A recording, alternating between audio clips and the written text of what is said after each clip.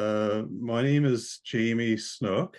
I I'm from Labrador originally, the traditional homelands of the Innu and Inuit. I'm attending today from the traditional homelands of the Mi'kmaq in Mi'kma'ki, and want to acknowledge that there are many people in attendance today right across Canada, Turtle Island, and our event today is going to focus on three areas of Inuit Nunavut. You'll see video and people and stories from the Nunatsiavut, Nunavik, and Nunavut. And this is a co-management led project. For 15 years, I had been the executive director with the Torngat Wildlife and Plants Co-Management Board. And this is a project that myself and other executive directors in the region collaborated on, and with highly skilled people like Dr. David Borish, who you'll meet shortly. So we're really excited that everybody's here. We're going to try to get interpretation in Inuktitut set up momentarily. We're having a little bit of technical difficulties, but you can monitor that throughout the session. And the session today is also being recorded. And a couple other housekeepings. We wanted to say up front that for many people on this call, we're super excited, and that this represents at least 6 to 7 years of work and collaboration and so on. But it's a learning environment. Everyone hopefully can attend today with a demeanor of respect and listening, and know that you'll probably hear some perspectives today that you might not have been exposed to in the past. So with that, I'll introduce you to a friend and colleague of mine, Dr. David Borish. He's been coordinating this project right from the very early days, and has coordinated endless amount of people to get us to this point. So I'll hand it over to you, David, to facilitate our session. Awesome. Thank you so much, Jamie. And hopefully everyone can see the moving polar right now. So yeah, my name is David Borish. I'm a filmmaker and a researcher who's mainly been focused on the human dimensions of conservation. And over the past several years, I've had the privilege and opportunity to be working with the wildlife co-management boards across Nunavik, Nunatsiavut, and Nunavut on this polar bear project called Nanuk Narratives. And yeah, it's been several years of putting this together, so we're really excited to get to this point. And I'm going to be sharing a bit about the kind of context on how this project kind of came together, as well as our process to getting to this point. And just want to start off by saying a big thank you to all of the people that have been a part of this work. This really has been a collective effort that has brought together wildlife co-management experts, knowledge holders from across different regions, researchers, filmmakers, and many other people. And this project really would not have been possible without this collective effort. So these are some of the core people that have been behind this work, but there are many other folks as well. We put together a quick making of or behind the scenes video that we don't have time to go through right now, but I'm just going to ask Raha to put a link in the chat in case you want to check that out at a later point. So in terms of how we're going to go about today, we're going to be sharing a few different videos, given this is a video launch. And the videos that we've created through Nanuk Narratives are all short form, so between 5 to 10 minutes long. And our aim right now is we're going to show a video, and then we're going to hear from someone either in the film or someone who took part in the co-creation process of making the video. And we know people are going to have a whole lot of questions and reflections, but we're going to try to wait until the end to have a bit more of a question and answer period. So just hold off with your questions uh, in terms of asking them, but we do encourage you to put them in the chat, or if you have any reflections, please put them in the chat, and our team will do best we can to keep track of these questions and potentially answer them in the chat as well. So to provide a bit of context on this work, this is all about sharing Inuit voices on polar bears. And we've mainly been focused on a particular polar bear subpopulation called the Davis Strait polar bear subpopulation.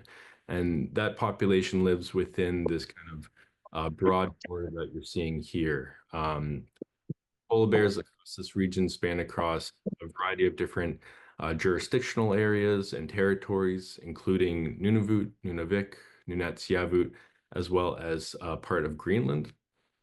And so within this context, the wildlife co-management boards across these regions came together and formed this initial partnership or project that was all about trying to just share knowledge across these regions and exchange information. And a few years ago, part of this project was organizing a working group that brought together knowledge holders from the different regions, hunters, elders, but also researchers from different disciplines, including social sciences, wildlife biology, public health. And the main goal was just to bring a diverse group of people together to talk about polar bears in different ways. And so we had a lot of discussions around the different opportunities and challenges related to polar bear management. And we landed on a core area of focus, which was to work towards making Inuit knowledge more accessible and influential when it comes to polar bears, given that Inuit are the ones that live alongside this species. And so once we came to this kind of priority focus, we decided to go with the approach of using documentary film to gather Inuit knowledge, to amplify this information and communicating it to a variety of different audiences. And so these videos, as mentioned, they're short form, but we have a range of different topics covered, including the different thematic areas like Inuit observations of polar bears or Inuit uses of polar bears for things like cooking, clothing. We also have videos specific to certain regions and videos specific to certain individuals. So a range of different content that we are making accessible. But in making this work, we knew that the process of actually co-creation of these videos was going to be really important as well. And so a core priority for our work was to work as much as possible with local filmmakers within these different regions to help document this information. And we're going to be hearing from at least one of those filmmakers later today. And we were able to do this across a range of different communities, specifically 8 communities in and around the Davis Strait population, 2 in Nunavut, 3 in Nunavik, 2 in Nunatsiavut, and then we worked with a filmmaker in Nuuk, Greenland as well. So a lot of different people involved, and also just want to emphasize that once we actually worked towards creating the videos, it was also very much about sharing this information back to communities, getting input from the hunter and trapper organizations, and getting a lot of feedback from youth as well, given that youth were a core audience that we want to reach. We want these videos to be a source of cultural preservation that can be transmitted back to younger audiences across the North. And so we're excited today because this is going to be the kind of official launch of getting these videos out there. And we're doing it through 2 core ways. The first is we're going to be launching these videos on Iqaluit TV, which is a main broadcaster in the North. And Iqaluit reaches a whole lot of households across Inuit Nunavut in Canada. And so we hope this will be a great way to get it out to a northern audience. We're also making these videos accessible online through YouTube so that anyone can watch them for educational purposes. In addition to this, we knew in making these videos that it was just going to provide a little bit of a glimpse into this knowledge and wisdom that Inuit have with polar bears. And so we were also hoping to share a bit more information in depth about this relationship. So in addition to this video series, we've worked on an online open access free course if anyone is interested in taking it. And it just does a bit of a deeper dive into Inuit knowledge of polar bears. So it uses the videos as kind of the foundation, but there's key takeaways, there's reflection questions to go through, there's a variety of different texts to review, and there's a whole lot of additional resources as well if you're interested in learning more about the Davis Strait population or Inuit knowledge of polar bears. So that's available for anyone who's interested, and I'm going to ask Raha to put a link in the chat to this course as well, if you want to take a look at it later on. So there's a whole lot more that we could chat about today, but I think we're going to try to move into watching the first video. So I'm just going to switch screens here. This first video is broadly about Inuit observations of polar bears in the Davis Strait Range. And after we, I'm just going to share my screen again, actually.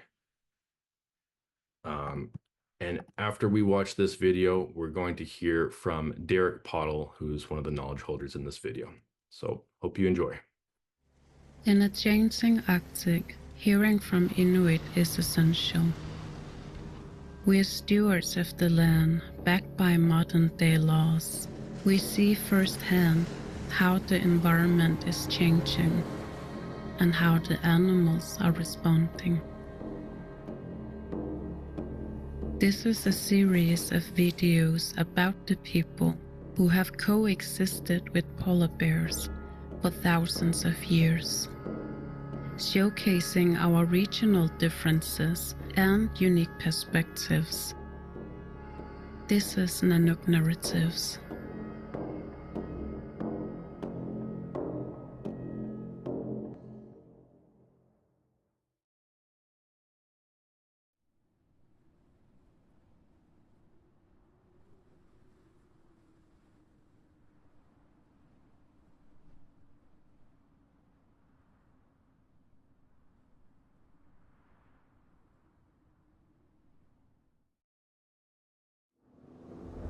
People get focused on that one picture of that one sick or one of that one bear that's not in very good health, and that gets publicized all across the world, and that's the perception that the rest of the bear population is like that entirely. Yes, without a doubt, there are some subpopulation bears, some places in the world that's in the decline, and there's concern for some of those subpopulations. But what we're seeing in the Davis Strait population, and we're seeing a very healthy subpopulation of bears, and our population of the Davis Strait polar bears are holding their own. If anything, it's growing.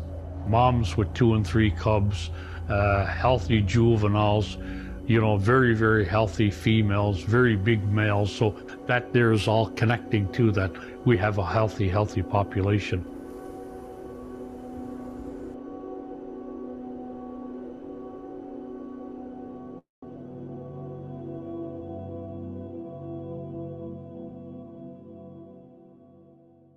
There's a lot of effects to climate change. Different things, you know, the land, the water, the temperature, permafrost melting. But as northern people, we're very adaptable. You know, you still have some people alive today who were born in igloos and now are settled into communities. And that just goes to show how Inuit can adapt so fast, which is the same thing with the polar bears. In the sea ice season getting shorter, they have been able to adapt. The bears, they're not all of them are dying from hunger. Some of them are adapting, like they can hunt seals in the summertime too. Some of them are doing pretty well, because when we see some, most of the time, they're nice and fat. Polar bears, when they're hungry, they will eat anything. They will eat seaweed, they will eat clams. I have actually witnessed a polar bear hunt caribou. Kikutangan na inlaw ni Makuninga. Nakiyukon na to ni maninilaw ni mitio man ni alam ni kajabi niyo chuti. Tay ma miti khaluang ito alo yasong lang medyo taman na. You know, the bears are cleaning out eider duck colonies, eating all their eggs, you know, which wasn't as bad as I can remember. Allah not chi yo alo chuti ihalom ni not chi ni pihatta tameni not chi yo alo to inen takusi medyo go ni tameni not chi yo alo me halom ni. We only used to see black bears in the river in the fall. Now, further north from here, we're seeing more and more polar bears fishing for char. They're wading like a grizzly bear. That they never did that before, but they're actually catching fish and putting them away for later use. That's what we're witnessing now. And remember that we have several species of seals in Inuit Nunavik that have their babies on the rocks and on the islands and the shoals. So there's 8 or 10 species of seals that Nanuk can harvest and catch for his food source. It doesn't necessarily have to be on the surface of the ice or on an ice floe. They're very capable of getting food whenever they want. I've seen polar bears hunting in the ocean and catching seals, like not on a pan of ice, not sneak attacking it, like chasing down a seal and catching it. They're proficient at killing walruses, and they're proficient at hunting belugas and narwhal. They're the predators of the north. They'll try to catch anything, even humans. You know, listen to the Inuit and you'll find out the big picture, not just that skinny bear on social media or the internet you see. That's not the case.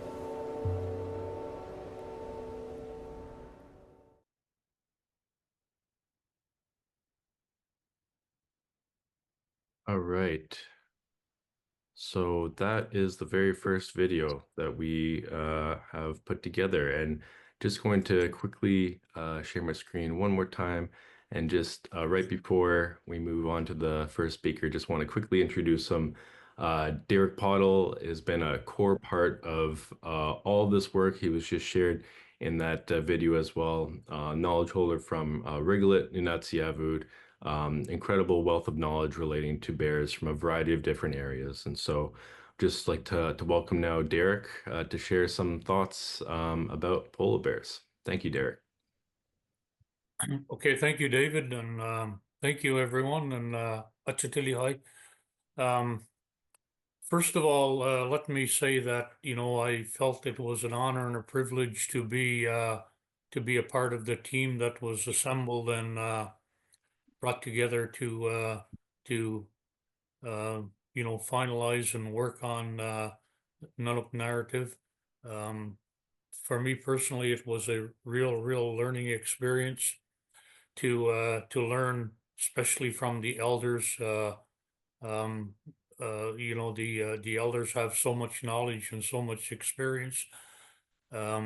Just to be in a room and listen to their stories, you learn and observe and hear and listen to what everybody has learned and lived through, and it helps us all to gain greater knowledge and to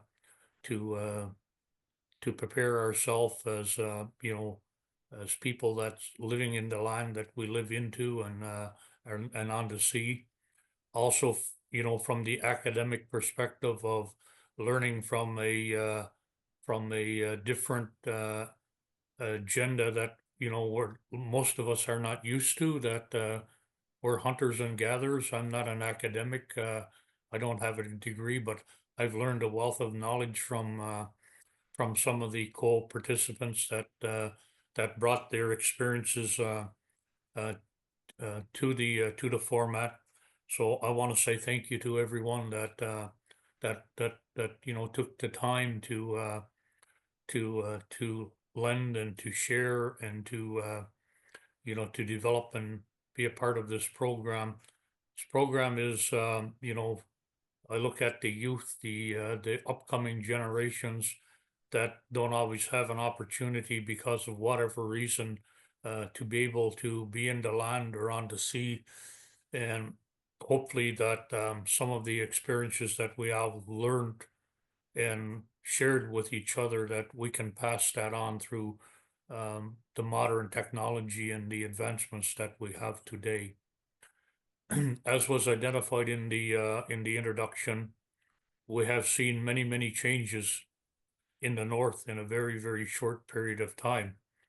As a friend and a colleague, James May, identified, we have Inuit who were born Iluks, and still today we're at space age and modern technology that 30 years ago we couldn't only dream of and never even had the vision of what it would be there.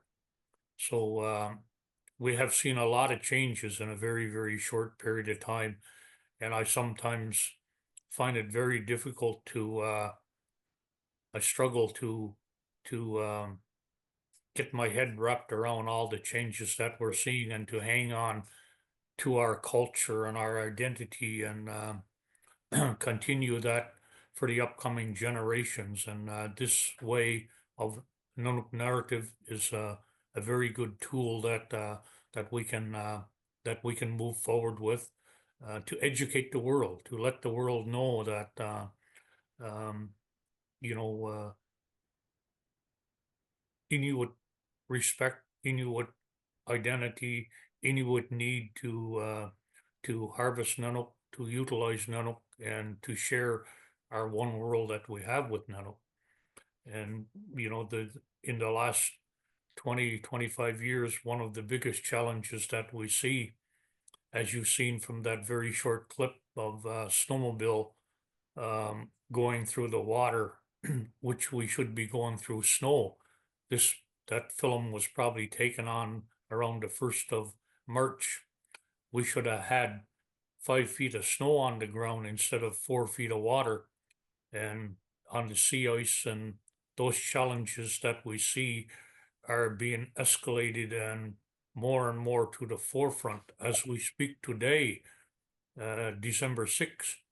We in many communities we don't have snow, we don't have ice, where we should have been hunting even on the sea ice, for quite some time now, and we can't even access the land. So these challenges are very real, and we really have no control over what's happening in our environment and our world. So it's impacting people, it's impacting lifestyle. Fortunately, I have not seen any results of any of the animals or mammals that have been, altered or changed their way of living and lifestyle, or adapting to the environment that we live into. Yeah, we see animals that are, as was identified, not only Nunuk, but many other animals and mammals are very adaptable, and they will adapt to it. There will be challenges, but, and same as Inuit, we will not only Inuit, but people all throughout the world, because right now this global warming concern and the environment that we're dealing with and living in is globally. So those are some of the challenges that we have to face. But it seems like that when you live close to nature, when you have that dependency on harvesting and lifestyle and identity, it's being eroded more and more all time. So again, I'd like to say thank you to all the people that participated, and welcome everybody that's on the call, and hope that we can learn and we can help to dampen or you be able to put to bed some of the misunderstandings that's out there about the what's happening in an environment, in particular with Nanuk. It's become the poster child for a lot of negative publicity that's really not true. And hopefully that through these programs and through these lectures and films and people willing to come and speak from their hearts and from their knowledge and from their experience, we will be able to identify and to educate and help people to understand that this is our lifestyle and is very, very important to us. And as an Inuit, we feel that sometimes our voices are not always heard. And that was very evident in some of the development of the early stages of Nanuk narrative. We felt that our voice wasn't always heard. But again, I don't want to take up too much time, but thank you very much. Nakuminai Ibusi Taima. Great. Thank you so much, Derek. Appreciate all of that. We're now going to move on to the next video.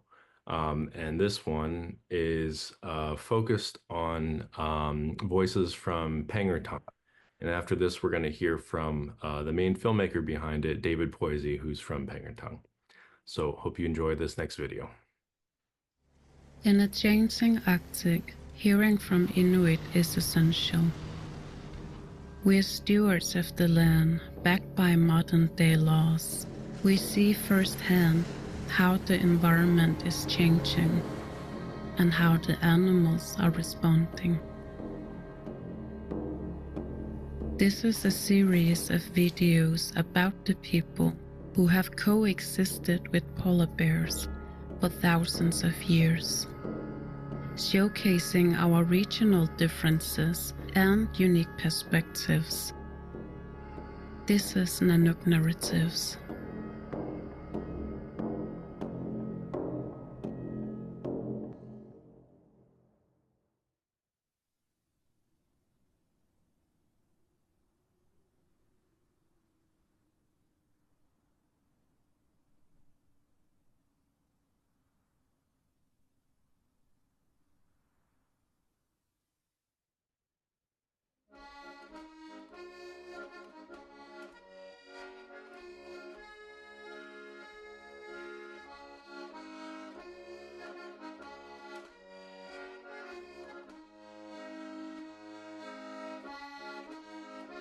Te olonele nano kasinga atauta kaloa ila peolanga walau samayo kallegillago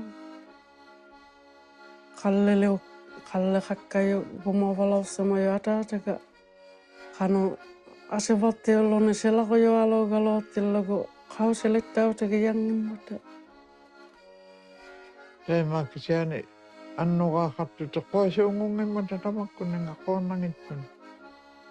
Ila Inuit koonnattomi tuorugatta. Ullannik ukiungulagaimu. Tamakko koonnangit teavaalui. Ila jigingetangane pelagia khapayummiyu neuveoti saune attillugi ammala umayungua kotake jaune attillugi. Ammala annoga saune attillugi. Jigingetangane pelagia khapayummiyu. Nuvuoti sauna tinnaku niungin atangin kalotillugi allinerniarlugu. Nuvuoti sauna tilluguli tamakko kisukuttingi atajarealiinnaummata niungillu Neakumalo atajagalina takwa niutu sauna tilugu. Neuvottau valakalo maatalla kaujamangan makalattua neuvottau kannat palattu kalokkai. Teessumale le neuvottau kattatilluge akinge nammali kennalossama jokalo mannalle neuvottau katta kannalla maata kaujamakunnattu.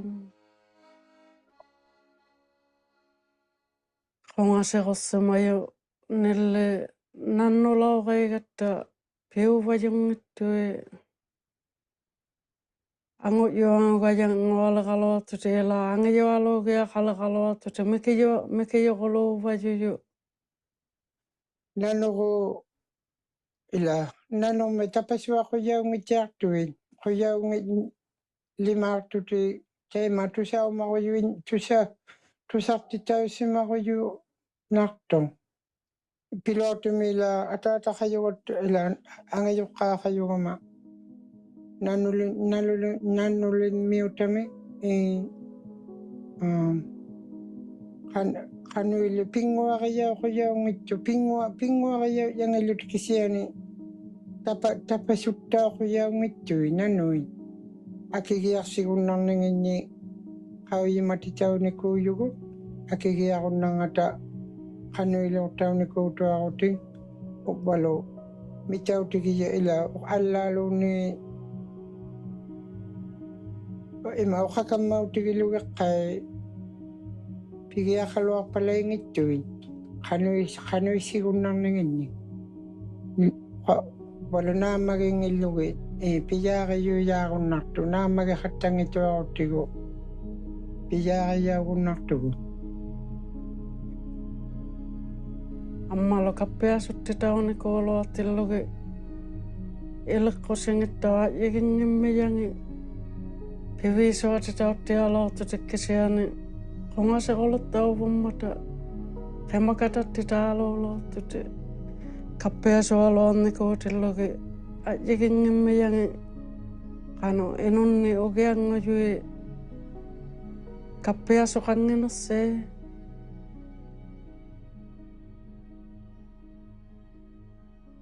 nanui piassaulottitauk ila niuveanguqattaluttitauk kannequnnaqqata piugijaqaluaqattau nanui nungulenneqattau vajummata avanille enuqanngittumiittuta nungulinngituppaaluuvajujui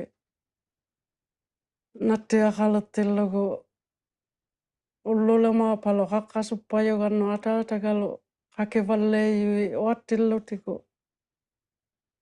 nungulenneqattauvappui namikia nungulupattuugalua taunanille iggaojaanu takujavu 200 miiluappajujui ilenneelittau namikkia nanuigutuluttuugalua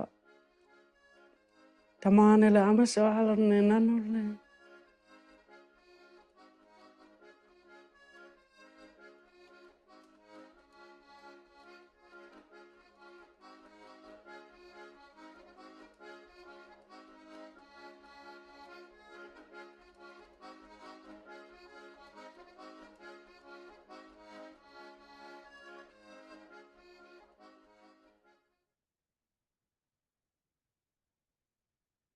Okay, so that is a second video. And now we're going to be hearing a little bit from the filmmaker who did a lot of that work. And just quickly want to say David Poisey is a very experienced filmmaker from Pangnirtung. We've had the complete pleasure of being able to work with him and just co-create some great content. So I'm going to hand it over now to David to share a bit about his experience with this series. And yeah, David, would love to hear from you.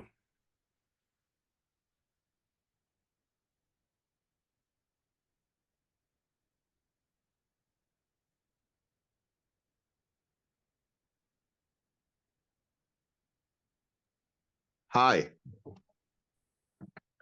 my name is David Poisey. I'm a freelance filmmaker. I was born in eastern side of the Baffin Island, called Iqaluit. That was way back in 1954. Anyway, I became a filmmaker in early, very late 70s when the TV came up to the North for the very first time.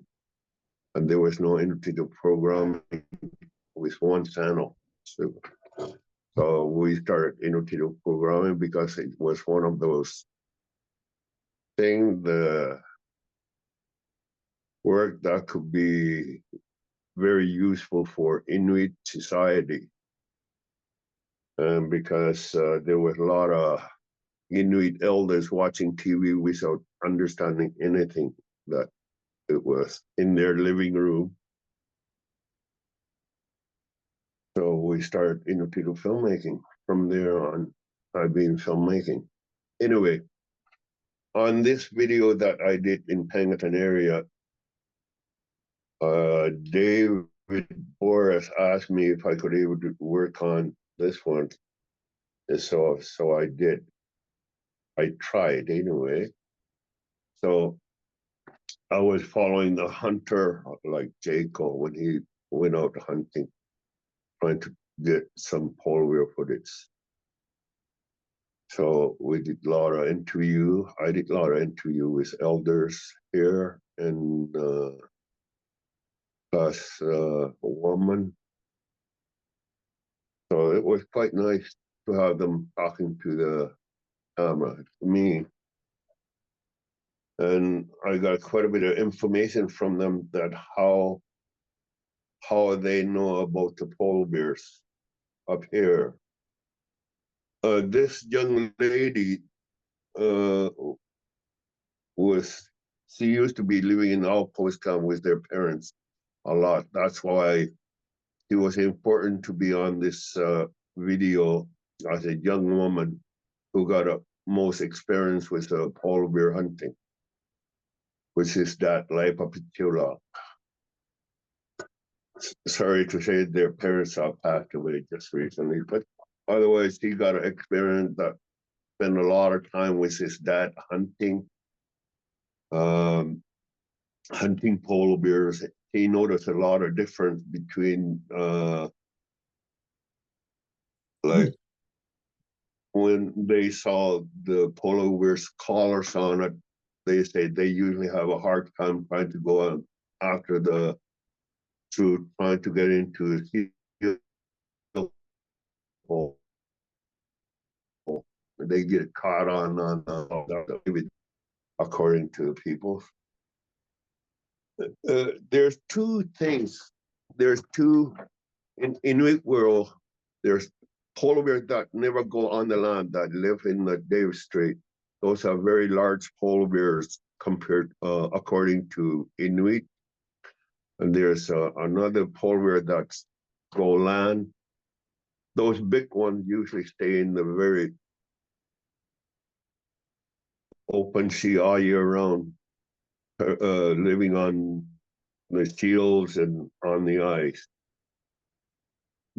You rarely see them in the land, those big polar bears. There's two polar bears according to Inuit world.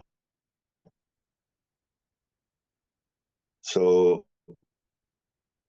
it's pretty important for the Inuit to know what's really going on. Maybe there's another, like, since there's not too many dock teams going around up here now, since dock slaughter happened years back, and each community used to have a lot of dock teams. I mean, those dock teams were taught to hunt the polar bears. And there's hardly any dock teams now around, to the point that maybe that's why there's always so many polar bears coming into communities.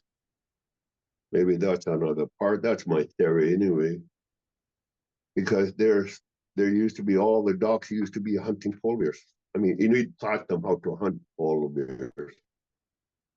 But since there are not too many dock teams anymore in their communities, a polar bear seems to be wandering into town a little bit more than usual than before. Another thing is, Inuit knows a lot about what's happening, the dangers of the polar bears. When they out camping, they don't like to stay in the tent anymore, to the point because, they could easily get attacked by polar bear. So a lot of people are starting to make their little cottage, like little wooden houses all over the place, because they are a bit more safer than tents. So those are the things that you're noticing now up in the north.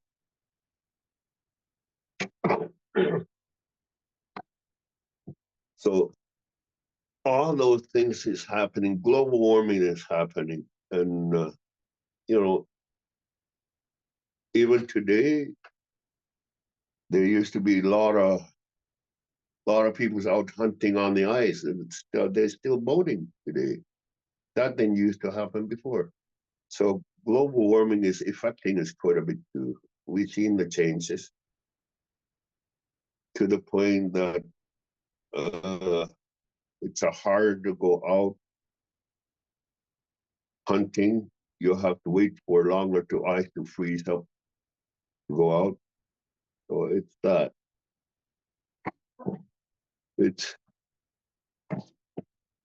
There's a lot of people out hunting still on the boat. Otherwise, they will be on the skidoo hunting on seal on the ice. It's not happening yet.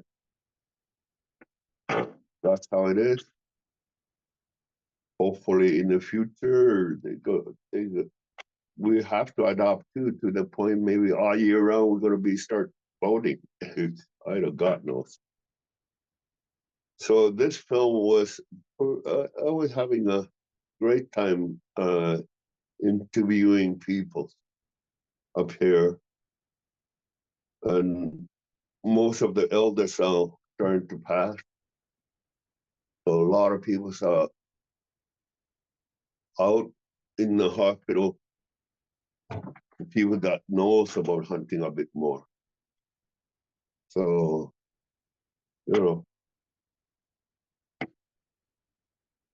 I don't know what's really going to happen in the future about the hunting, but otherwise we're going to adapt.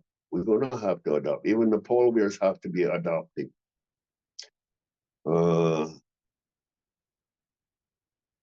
I think I don't have very much to say.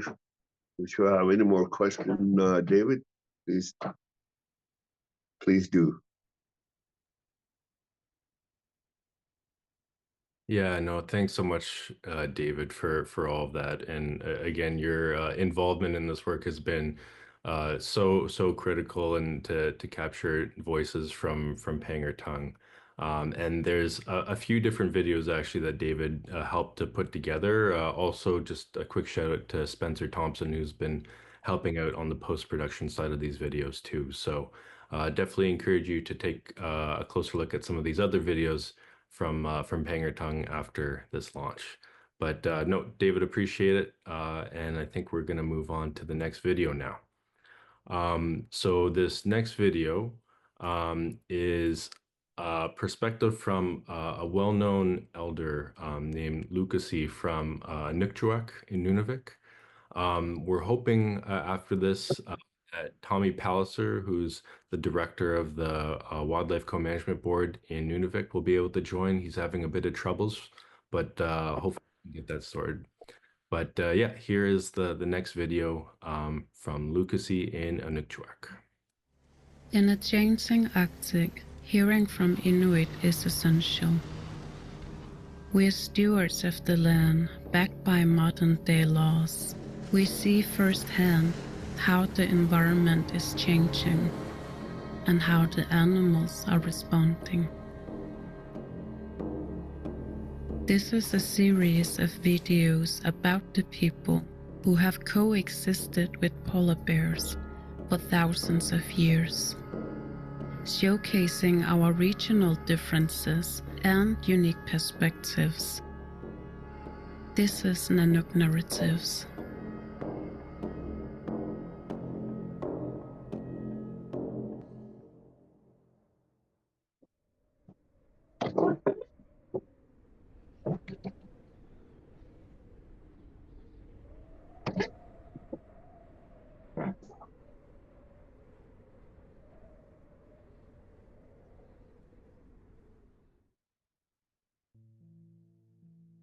Ukiak palealagam nille palealagam kanak nusuugumman khannijagin naaqikkaluagami ikkiileqsi paleeltuagami tanna sivullipaatsia kanak nutuinnaq khannitaunnijagattuq nuatsugu tiutsugu eqqutuqsunga imettun pittutiqarsunga nakumayutigiyuraaqsugu taimettu aimettu qattasamannikuulungali ukiulaaliqivuq nanuqsiulaaliqivunga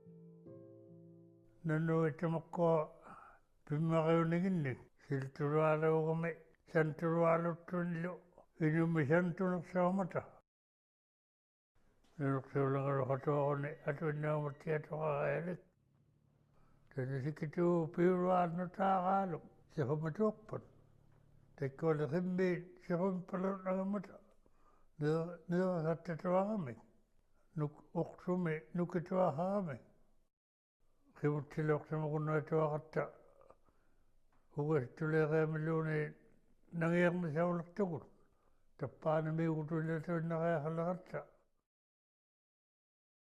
nanuqsiuluugulersuni silaqqua ippigitsiaqailialummat ahaulimaqasuatsiasuukkisiani atoqiam piuluummimmat iluugusuaqutiigaartamani siltuaquni attasinnaqialik taqiumi sugululuanguatuq qanuilangalangituqlu qanuilangalangarullu qaunimattaumani qaulimarualtuaqami taqa taimattuumat illuliuqiaqsuni tamakkunaguvigiqtunnuangu tiulertunnu sivullipaami illuliuqunnituaqmat piigiyoqqaaqaasuuqutlangattuq illuliuqqalangituaqman piigiyausuuq taqqi amalultuaqmat kuppalooqulamaluunniit tasana taqiuautnatausuuq tasamani taqiumiisuuqutlangattugut tappaangaaqlugunnunamit uutauluqatuinnaqaiaqman nakataulunni tasamangaasiatuaqpanneqi tamanna tasamangaasiarluni sikkunga qanuitnagattu tasamaniitinnaqaimik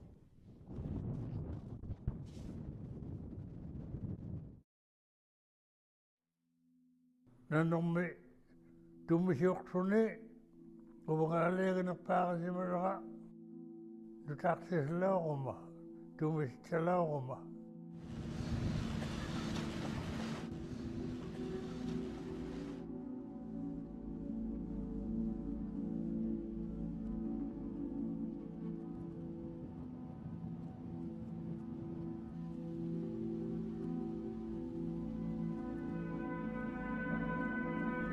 There it is, Nanuk.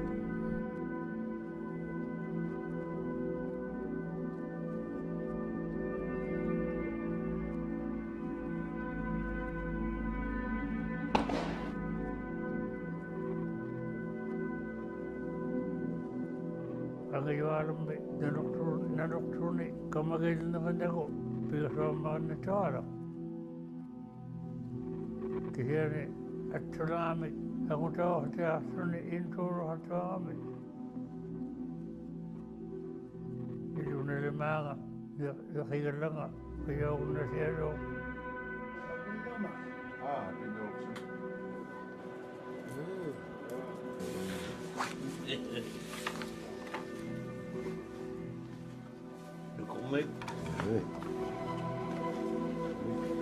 nanuqsiuluaqsimangituutsuni nanunaqtuimmata Isegutigi tiageli pinrokto rega.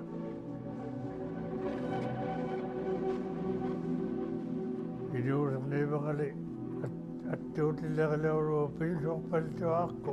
Apigo matulu and the tugo.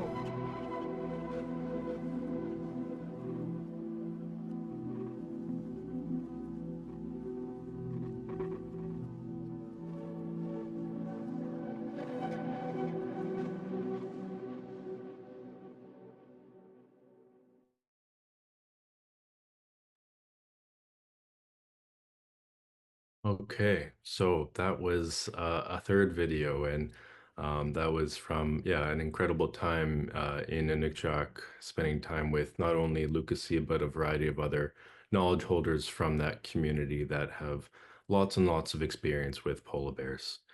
Unfortunately, Tommy Palliser, who we were really hoping was going to be able to make it today, he's having technical difficulties logging in, so he won't be able to speak. And as mentioned, he has a wealth of information, especially in his role as the director of the co-management board in Nunavik.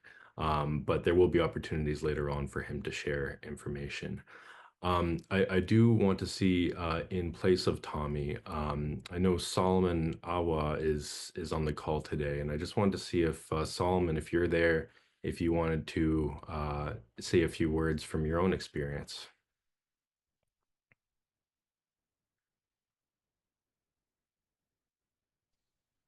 Well, thank you for letting me speak a few words.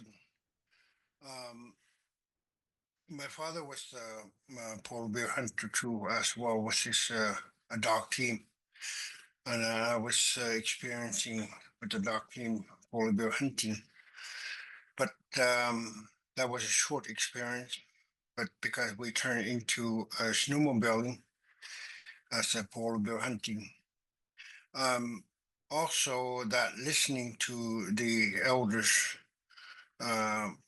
we have gathering from Nunavut with the Inuit Association. A lot of people, elders, very similar knowledge everywhere, even in northern Quebec, Labrador, or Nunavut, or Iqaluit region area, or Inuit.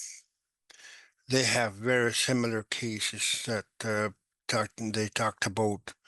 We heard that from Pangnirtung that you don't have to say, oh, I want to see a polar bear. I want to see a polar bear. They are listening to you. That's what they say. That elders say that they're listening to you. And I hear there's some of these stories that when people want to see so much polar bear, they get attacked because they're listening and they're pretty smart as well. They're seal hunters as well. Inuit are also seal hunters. Similar cases that how we hunt our seal on the sea ice. I seen watched quite a few polar bears, and I've been watching a lot of footprints as well. That people talked about. This is the type of footprints that belong to the type of species. For example, a male polar bear, the footprint shape is different than female polar bear. There was an incident happened in Iqaluit that a hunter shot a polar bear, which is a male polar bear according to the footprints, that traditional knowledge. But it was in tank, it was in the water, in the fluid, in the wintertime. And then he reported to the wildlife officer and then say that I caught the polar bear, but it sank and I didn't retrieve it, not able to retrieve it. The wildlife officer reported as a female because every unknown kill should be reported as a female, even though that the hunter is saying that this was a male polar bear according to the footprints. So this is my experience that I think we need to more going to teach more people as a young people as well that if you see the footprints, then okay, this is the female, or this is male, or this is a good one, this is the skinny one. So I think that hopefully that we can teach them a young hunters and as well as the world. Thank you.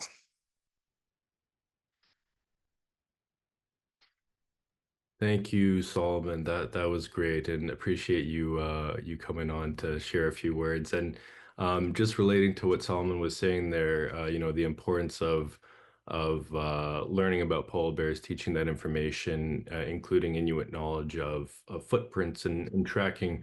We actually worked on a whole video about that with Solomon as the main person in that video. And I don't think we have time to watch the full video, but I'm going to share part of that right now. So this will just be a few minutes of Solomon sharing a bit more about the importance of tracking polar bears, including by looking at their footprints.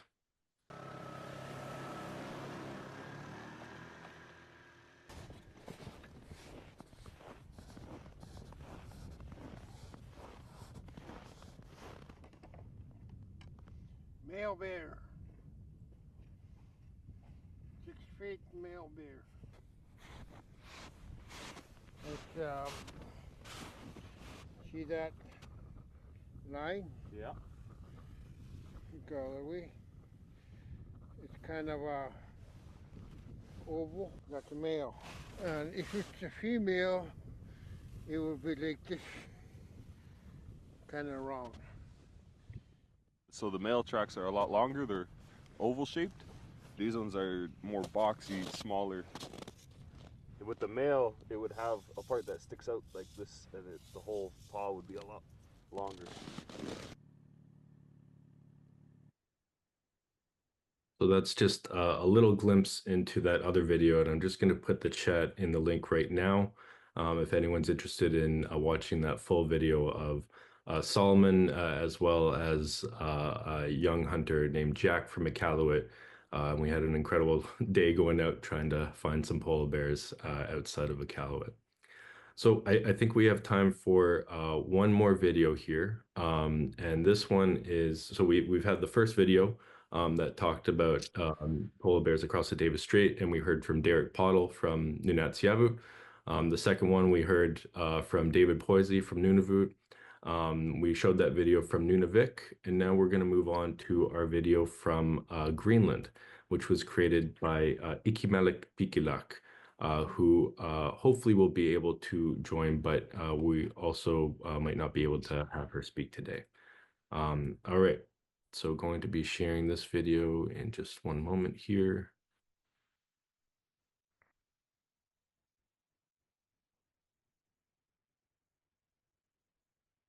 Okay. And here we go. Iqaluit's story. In a changing Arctic, hearing from Inuit is essential. We are stewards of the land, backed by modern-day laws. We see firsthand how the environment is changing and how the animals are responding. This is a series of videos about the people who have coexisted with polar bears for thousands of years, showcasing our regional differences and unique perspectives. This is Nanuk Narratives.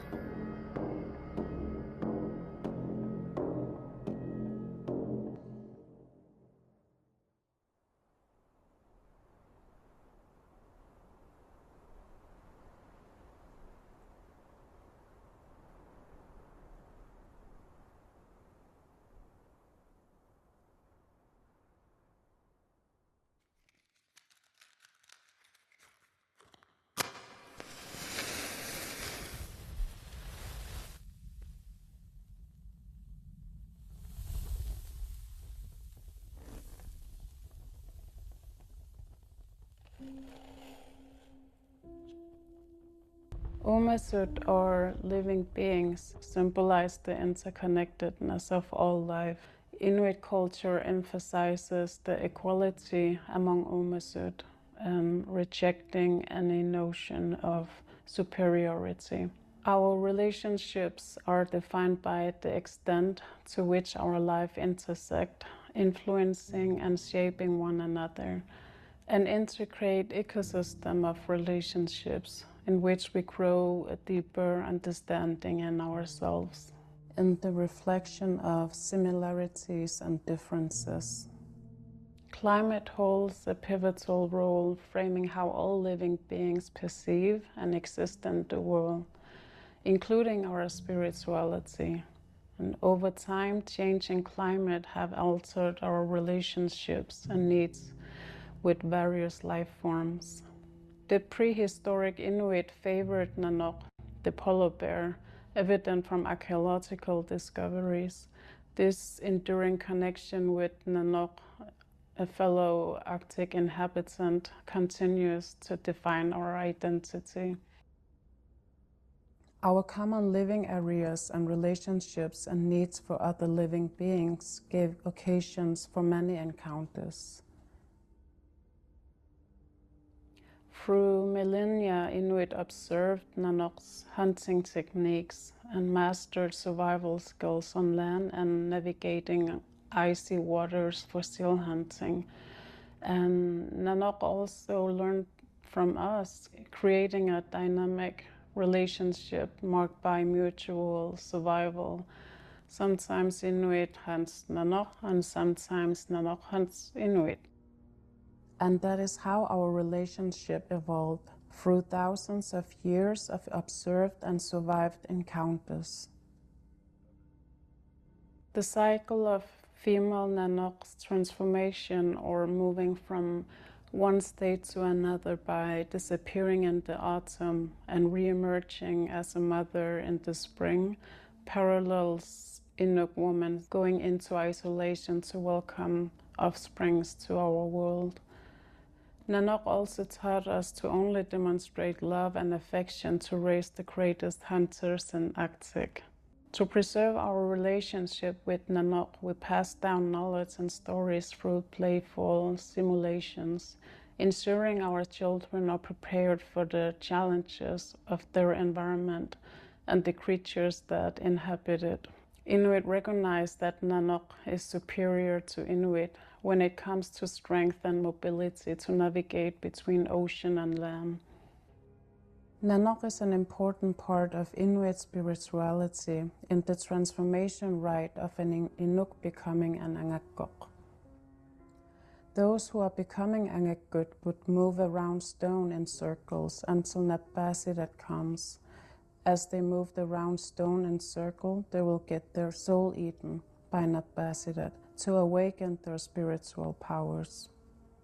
Nappasidat is the Nanuk spirit that would take over Angakok's body to aid in the healing of Inuit suffering from illness due to the bad spirits that have taken residence in their bodies. And Nappasidat eats the bad spirits so they can recover. Angakut seek spiritual enlightenment and solitude. Knowledge and wisdom are great with Nanuk, who lives most of their lives alone. Without Nanuk, Inuit might not have endured. In hunting, skills alone does not ensure success. Luck is a necessary factor. By showing respect to Nanuk before, during, and after hunt, as reciprocity fosters a positive relationship with Nanuk, the great Nanuk spirit, who is influencing our luck. Nanuk would even allow Inuit to catch it. When the soul of a Nanuk travels to the spirit world, offering becomes vital. We give them Gamik souls to walk the long distances, but if it's a female Nanuk, we give them Ulus too. And if it's a male, we give them hunting tools and knives. We want to please them, so they want to be caught by us again. That is how we ensure their return. A good reputation in the spirit world makes more Nanuk and Umasut come our way.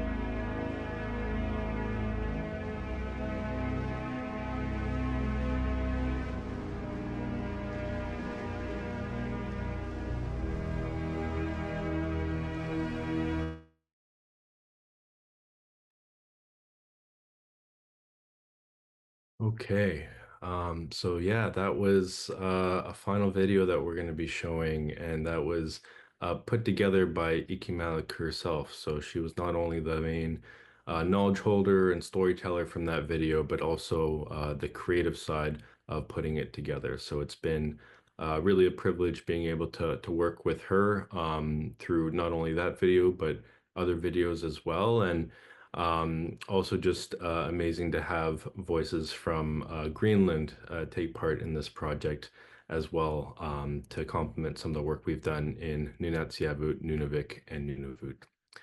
So I think, we just shared a few of these videos. Again, this is meant to be a glimpse into this broader project. We have over 15 videos that we're releasing as part of this initial launch. But do want to emphasize as well that this is not the end of this project. This is something that we see as kind of the first stage of it. We're releasing this set of videos, but we hope to build on this moving forward. And if there are other stories and knowledge holders and voices that want to be included in this or share more videos moving forward, we're totally happy to think more about collaborations for this broader Nanuk Narrative series. So I think now we can probably open it up to questions if anyone has them. It would be great if you could either post in the chat, and we'll be able to either direct the question to the knowledge holder that shared their perspectives, or perhaps someone from our broader team can answer them as well. So yeah, would love to hear any questions you might have.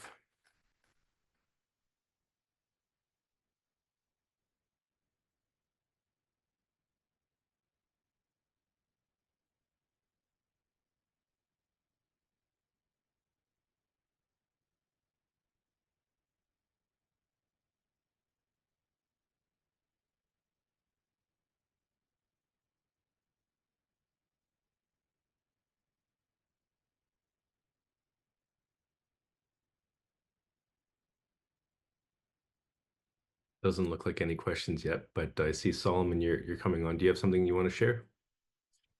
Yeah, you mentioned that this is not the end of the filming, that there's going to be more filming in the future.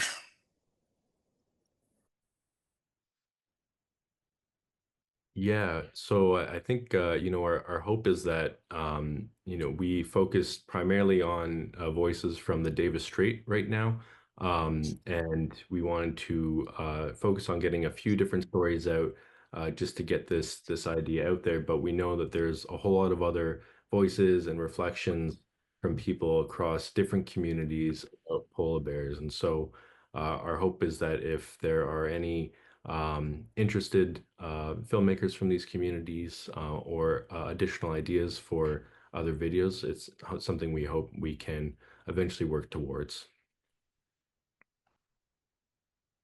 Okay.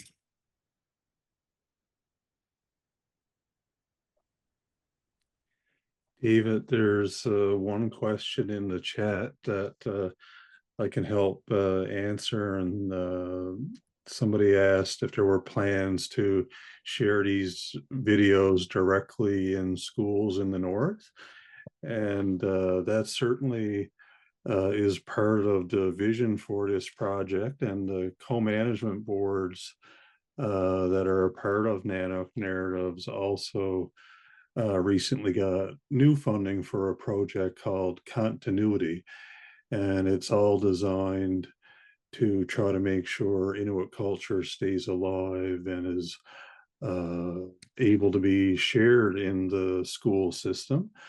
So that is a project that will be worked on over the next 3 years with new funding that was received by Polar Knowledge Canada. So thank you for that question.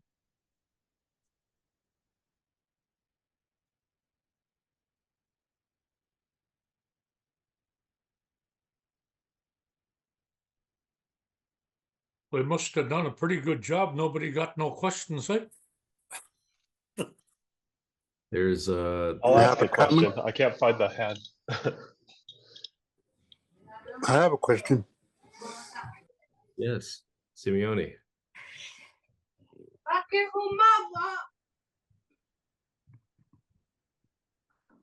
Yeah, go ahead, Simeone. My name is Sami. I'm from Kanksarjuk. When we do, we have a lot of programs like youth camps, going out of town. And those youth camps, they have a lot of polar bears also. So we have to hire bear guards.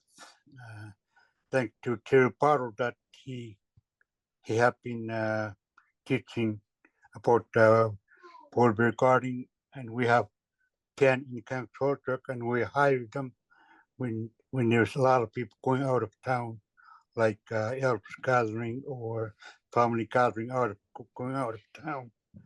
And I wonder if there's same programs in Nunavut, I know there's some in Nunatsiavut, but is there same programs in Nunavut? That's my question about bear guards.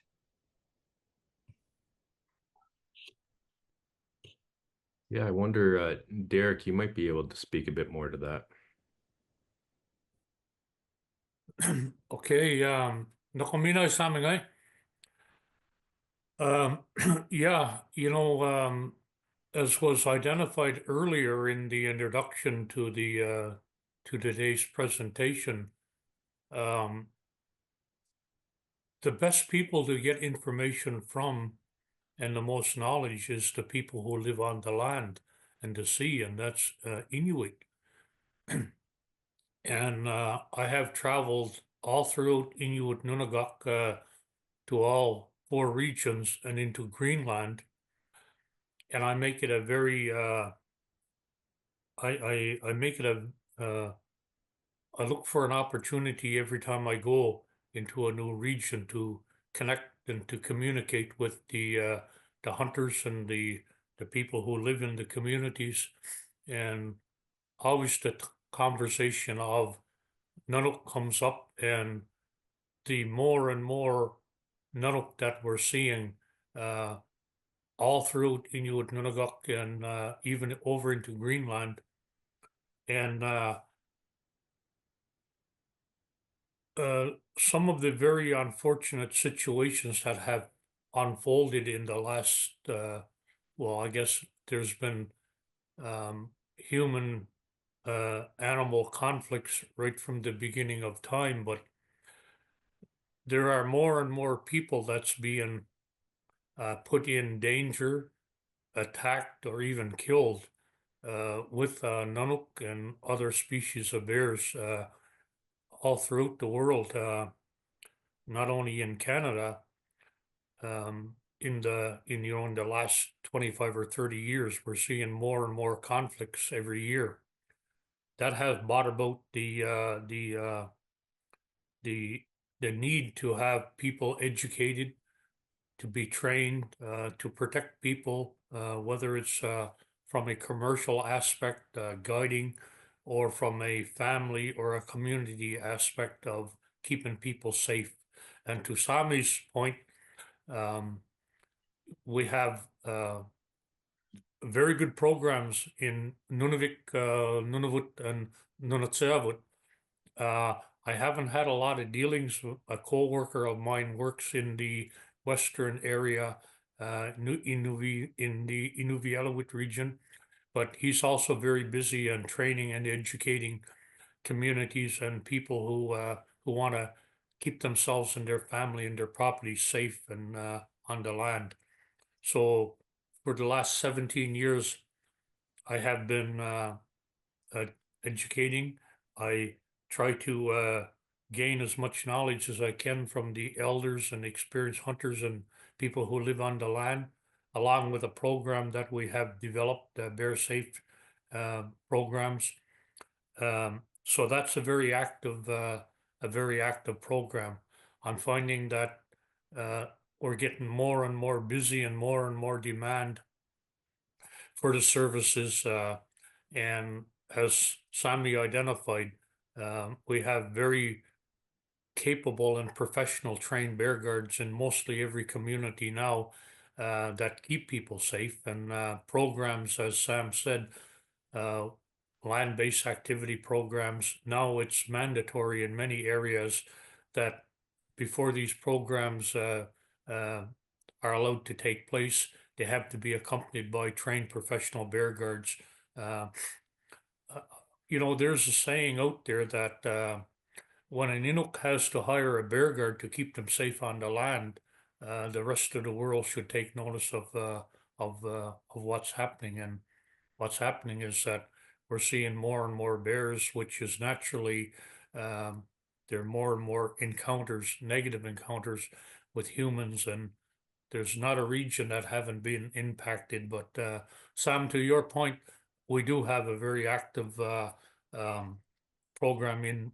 I can speak for Nunatsiavut, and I've also trained people in different areas in Nunavut, and also, thank you to you, Sami, for coordinating the program in Iqaluit, and I was in Nunavik in 5 communities, and this past May, and I've been invited to come back to finish some more training in some other communities. So I look forward to again. So that's a little bit of a brief overview of the training program. Thank you. Yeah, thank you, Derek, for sharing that. I see we have a variety of other questions in the chat, and just before moving on to that, I do want to quickly mention thank you, Colleen, for making this point.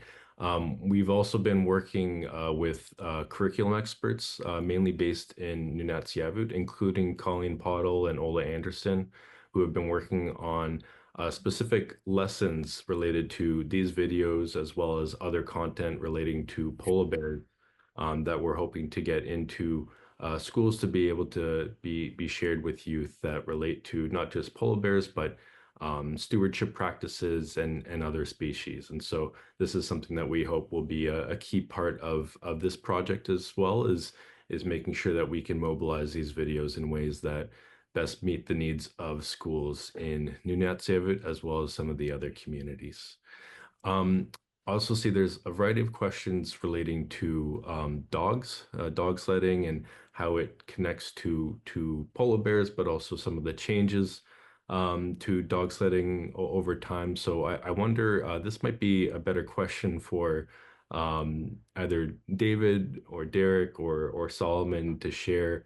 Could you speak a bit to, I guess, the traditional use of dogs and how that might connect to, I guess, polar bears in communities as well?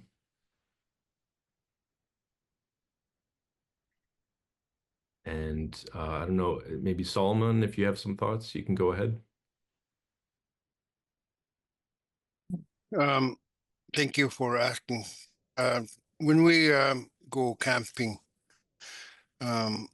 if we have a dog, we normally bring our dog with us to go camping, so that we can be notified when there's a species coming along, especially the polar bear. But the differences between the traditional hunting dog and also the pet dog, there's some of them don't know how. They even got scared away from polar bear instead of trying to protect. Back in the old days, with the dog teams that before the modernization, that I experienced that our dog team were never being tied up. and they don't go away, even though they are not tied up. And they always loose outside our hummock or outside our cabin or the tent, and they never went away.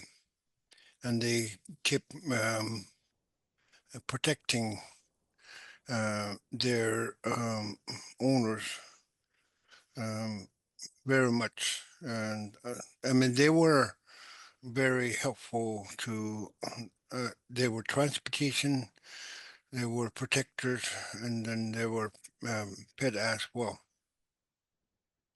So that the, one of the also story that I heard that when polar bear hunting, seen myself that chasing a polar bear with the dog team, that you cut up the few dogs, at least about 3, and then you kept the other dogs tied up to your hummock and keep going. Those 3 dogs went ahead to caught up with the polar bear, stopped the polar bear, and then we caught up with it, and then he was able to shoot it right there. So that is the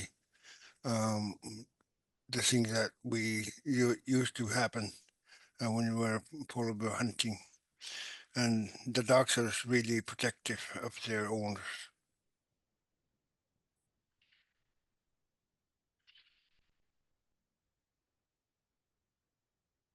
Thank you, Solomon, for sharing all that. And hopefully that provides a bit more context for some of those folks that were asking about dogs and how they to polar bears. I think we have just a few more questions before we're going to wrap up. And I see there's Ezra, you have your hand up. We'll go to Ezra, and then there's 2 questions in the chat we'll try to address as well. One relating to the survival of cubs. And then we'll talk a bit about the documentary and sharing Inuit voices as well. But yeah, Ezra, what's your question? Yeah, koyanami everyone for the films and the presentation. I noticed in the video from Pangnirtung, there was one shot of a Nanuk on a frame that was getting stretched, and the frame was like really, really big. It was leaning against a house, and the ropes were long. I'm wondering, I was helping my wife's Inuk, and I was helping her stretch a polar bear skin recently, but our frame's way, way smaller. So I'm wondering if there's any reason to have a really big frame, or if that's better. So if anyone knows that. David, that's probably something that you'd be great at answering if you want to unmute yourself.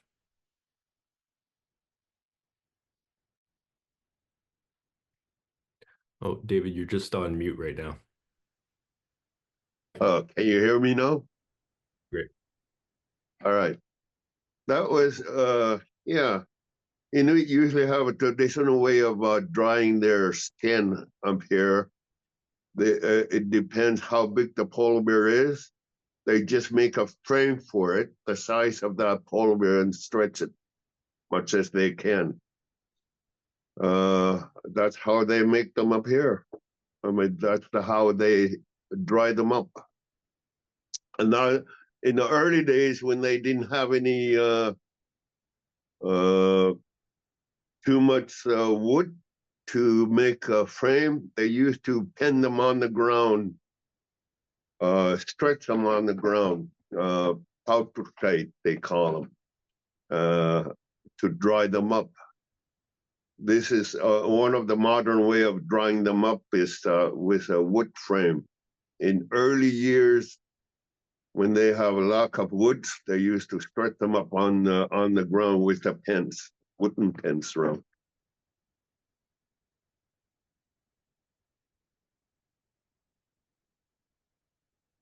Great, thank you. Hopefully that provides a bit more information for you, Ezra. I think there was also a question from Hazel Taylor asking about the survival of cubs, and I wonder if this might be something, Derek, you could speak to. Hazel said she remembers hearing that 3 cubs can be born, but if there are 3, do they all often survive? So can you speak a bit to the kind of survival rates of cubs, Derek? Well, I don't have any actual statistics on the survival rate of cubs other than the observations of what I'm seeing. And it's something that we were always taught and something that we were always told. When you see a mom with 2 and 3 cubs, it's an indication that that mom is very healthy. Polar bears are mate, and if the mom's body and is in good condition, and she can, her body will let her know if that she can carry through a pregnancy of 2, 3, or 1 cubs.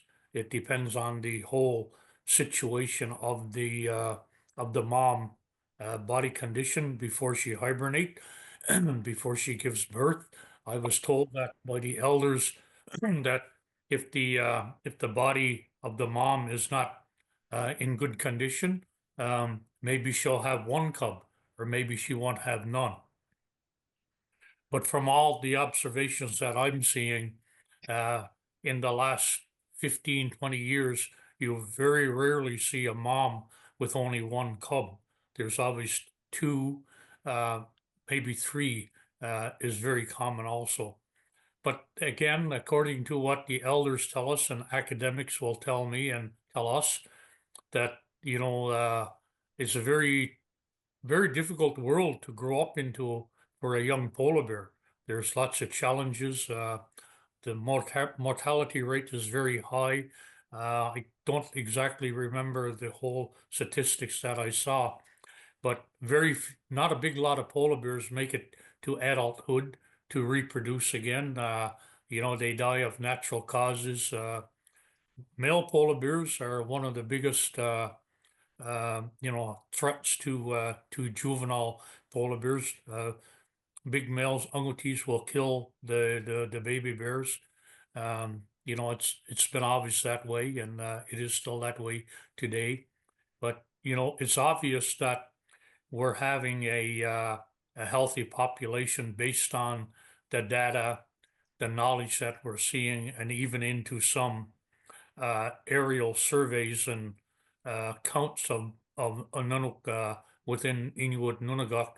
And but I don't, other than my own local knowledge and what I've been told and what I've been shared from with the adults or the elders that have told me stories, it can depend on the mom's condition of her body before she hibernates to give birth to their cubs, and that all dictates in the geographic areas. Not all areas, polar bears don't give all birth at one time. It's all spread out over the early winter, early springtime. So I don't know, maybe somebody else can have some information that they can share with to your question. Thank you.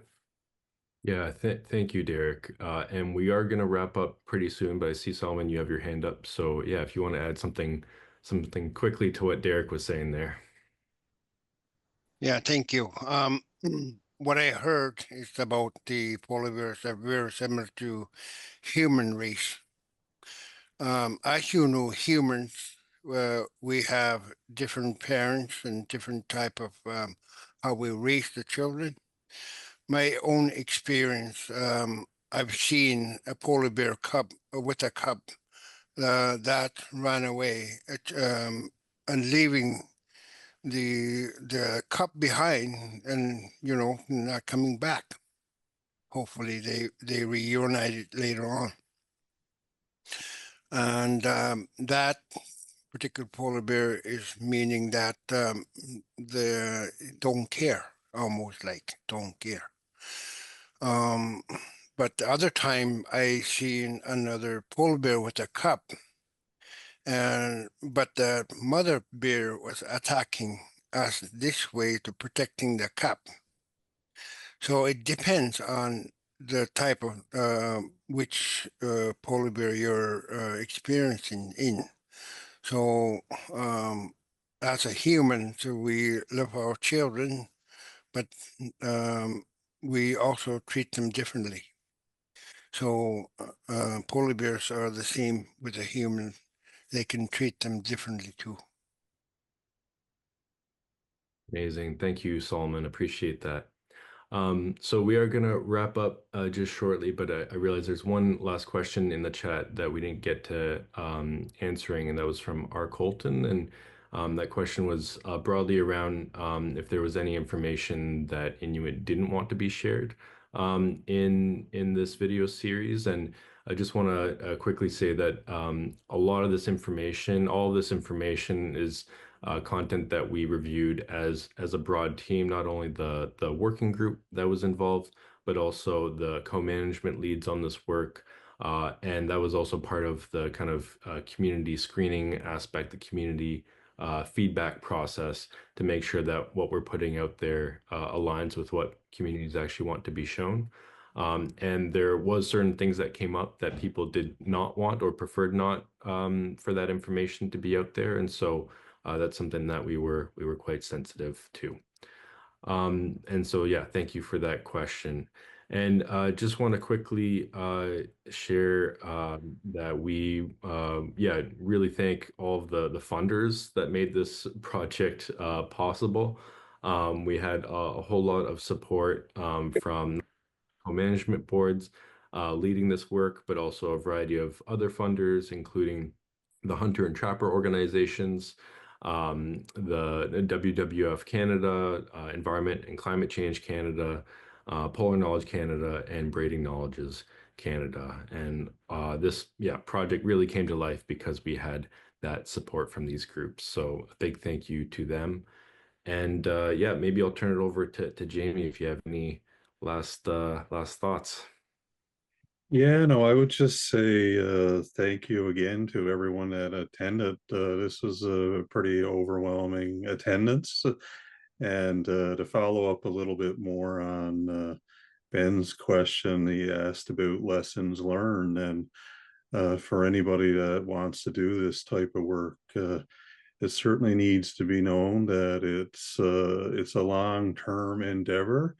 I think if anyone were to venture into any of these communities for a weekend and try to tell these stories, it's not going to cut it. And this is a process that was several years in the making of partnership building, relationship building, and to conclude, I would thank you, David, for all of the work that you've put in right from day one. When you were working with the Torngat Wildlife and Plants Co-Management Board. And for people that don't know David, he's from Ottawa, and he had to get bundled up pretty good to go on some of these hunts, and braved minus 50-degree weather, and it's not easy getting cameras to work and being respectful of all the process. So not everyone would have put themselves in all of the different situations that you did. And so I think with that, we'll wrap up, and thank you again, everyone, for coming, and feel free to be in touch with us through the website or other means, and we'll see everybody soon. Take care.